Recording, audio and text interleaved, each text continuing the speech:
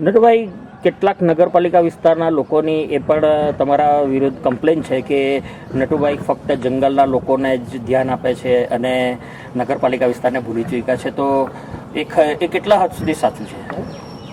જો મારા એમપીલાડમાંથી મેં 15 કરોડ રૂપિયા મેં ડિક્લેર કર્યા છે કામ કરવા માટે, અને નગરપાલિકા વિસ્તારમાં જે પાણી પીવાની સ્કીમ એ પણ મેં અર્બન મિનિસ્ટ્રીમાંથી મેં પાસ કરાવી. અને લોકો જે કોઈ પણ એવું માને છે એમને મેં તમારા પ્રેસના માધ્યમથી કહેવા માંગુ છું કે હું આખા દાદરા નગર હવેલીનો એમપી છું, અને નગરપાલિકામાં તો મારું ઘર છે, નગરપાલિકામાં મારી ઓફિસ છે, અને હું બધા જ વોર્ડમાં નગરપાલિકામાં પણ ફરવાનો છું.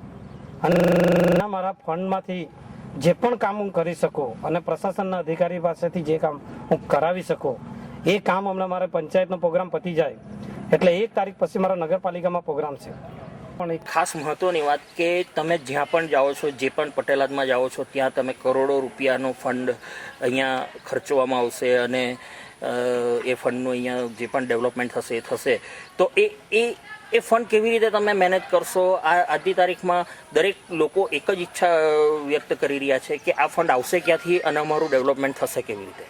તમે બહુ સારો સવાલ કર્યો કે ભારત સરકાર છેલ્લા 22 વર્ષથી દાદરા નગર હવેલીને પૈસા મોકલે છે, અને એ જ પૈસા જેટલા પૈસા આવે એનાથી વધારે પૈસા અમે માંગ્યા છે. તમામ લોકોને કહેવા માંગુ છું કે આજે પણ તમે જિલ્લા પંચાયતની અમારી વેબસાઇટ છે, તમે જિલ્લા પંચાયતના એકાઉન્ટમાં જઈને જુઓ, અમારા પાસે 190 કરોડ રૂપિયા બેલેન્સ છે, અને પ્લાનિંગ કમિશને મને બીજા 25 કરોડ રૂપિયા આપ્યા છે, અને માર્ચ પછી બીજા મારા પાસે 250 કરોડ 250 કરોડ રૂપિયા મને બીજા મળવાના છે. એટલે પૈસાની મને કોઈ પણ કમી નથી. ભારત સરકાર અને ચિદમ્બરમ હોમ મિનિસ્ટરને જોડે પણ મારી વાત થઈ, એમણે મને કીધું છે કે તને 1000 કરોડ રૂપિયા જોઈએ તો હું આપવા માટે તૈયાર. પહેલો સવાલ કે કેટલાક લોકોનું એમ પણ કહેવું છે કે આ જે પૈસા આવી રહ્યા છે કે આવવાના છે એ પૈસાનો સીધો ફાયદો નટુભાઈના ચૂંટાયેલા લોકોને મળશે, તો એના ઉપર તમે કેવી રીતે નજર રાખશો? જો એક મારા ચૂંટાયેલા સભ્ય 2 જણા છે, એ લોકોની હાલત તમે જોઈ શકો, એ લોકોનું ઘર પણ જઈને તમે જોઈ શકો.